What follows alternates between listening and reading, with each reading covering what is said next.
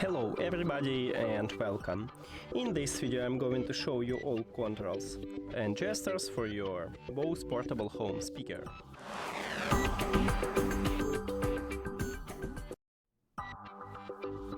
And all controls we have at the top of the speaker.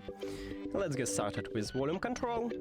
Right here we have this volume up button, what have a plus icon. You need to press one time, or you can press and hold and you will increase the volume. You can see that the widget right here, you can see at the application and also at the speaker. To lower the volume, use minus button and again just press on it or press and hold it and you will lower the volume.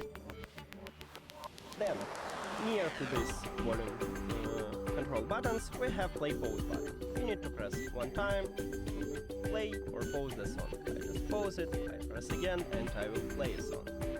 If you press two times on this play pause button until you when you listen to music, you can play next track. 1, 2, and as you can see 4. To play previous track, you need to press 3 times this play pause button. 1, 2, 3, and it also works.